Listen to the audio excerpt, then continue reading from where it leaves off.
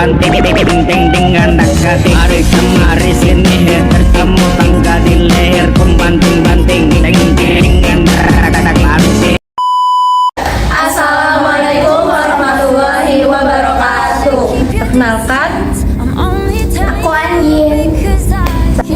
Saya Isti. Aku Rina. Saya Malaysia. Aku Sandi. Roar.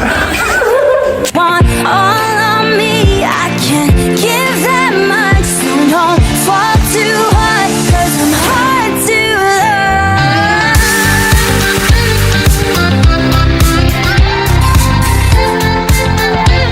I'm hard to love.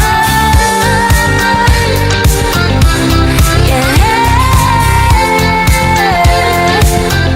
Karakteristik kopi yang paling menonjol yaitu kopi memiliki sifat volatil yang tinggi, yang mana kopi sendiri itu gak boleh terlalu sering terkena paparan sinar matahari langsung dan udara luar. Hal ini bisa menyebabkan kualitas kopinya menurun. Salah satunya yaitu dapat menyebabkan naiknya kadar air dalam kopi yang mengakibatkan adanya pertumbuhan jamur serta bakteri dalam kopi, sehingga kopi itu perlu disimpan atau dikemas dengan baik, mulai dari suhu penyimpanannya, tata letak penyimpanan, serta pemilihan bahan kemasan yang akan digunakan untuk mengemas produk. Nah, di sini kita akan melakukan analisis terhadap 3 jenis kemasan yang digunakan oleh produk kopi.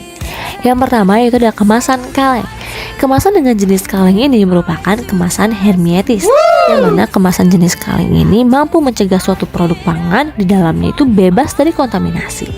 Alasan digunakannya kemasan dengan jenis kaleng ini yaitu karena kemasan dengan jenis kaleng ini lebih tahan pada kerusakan fisik tanpa mempengaruhi isi di dalamnya. Selain itu juga, kemasan dengan jenis kaleng ini memiliki tingkat permeabilitas akan udara dan air yang sangat rendah. Hal ini dikarenakan kaleng dilapisi logam yang rapat yang bersifat solid, sehingga dapat menghambat masuknya serangga, mikroba, dan bahan-bahan asing lainnya. Dan minuman kopi ini tetap terjaga cita rasa dan perubahan kadar airnya dapat terjaga dengan baik. Kemudian, kemasan dengan jenis kaleng ini juga ringan dan nyaman digunakan, memiliki daya tahan tinggi dan mudah dibentuk. Tapi ketika kemasan kaleng sudah dibuka, maka tutup kaleng itu tidak dapat ditutup secara rapat kembali. Nah, hal ini yang menyebabkan kemasan akan menjadi lembab dan produk yang ada di dalamnya menjadi cepat rusak. Setelah itu juga dilihat dari bahan bakunya, jenis kemasan kaleng ini rentan terhadap efek korosi seperti karat, tidak memiliki transpirasi, dan lebih sulit dibuka.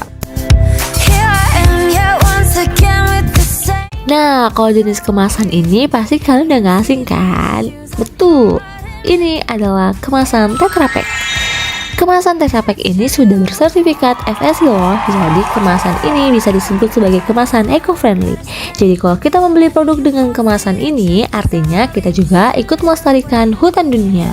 Alasan digunakannya kemasan Tetra Pak ini yaitu karena kemasan Tetra Pak ini memiliki struktur yang lebih kuat, lebih aseptis, tidak tembus cahaya, dan tidak gampang terpengaruh oleh suhu ruang dan tahan terhadap tekanan vakum pada suhu 50 derajat Celcius, sehingga kandungan yang ada di dalam kopi tetap terjaga dan tidak mengalami oksidasi, sehingga tidak menyebabkan adanya penurunan kualitas dari produk kopi itu sendiri.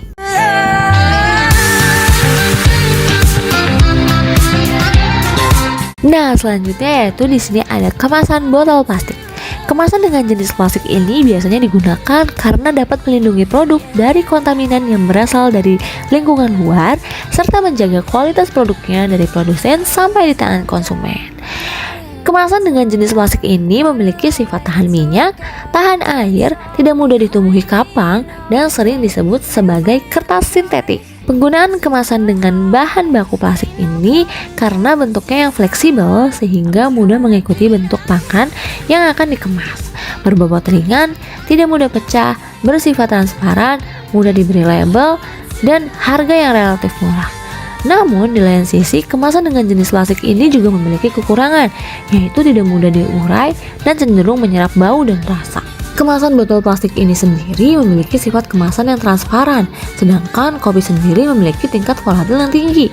Sehingga dalam hal ini, hampir seluruh industri kopi mendesain label kemasan yang dapat menutupi hampir keseluruhan dari kemasannya, sehingga tidak ada celah untuk produk kopi berpaparan langsung dengan sinar matahari. Dapat dikatakan desain pemasangan label yang menutupi hampir seluruh kemasan ini sangat baik untuk tetap menjaga kualitas serta mutu dari produk kopi tersebut, sehingga kopi tidak mengalami penurunan baik dari rasa, warna, aroma, serta masa jenis kopi itu sendiri.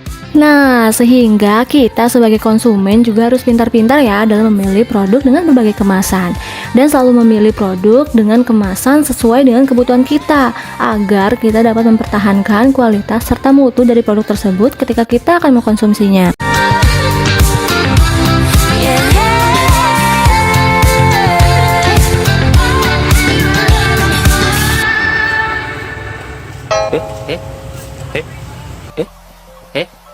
Eh?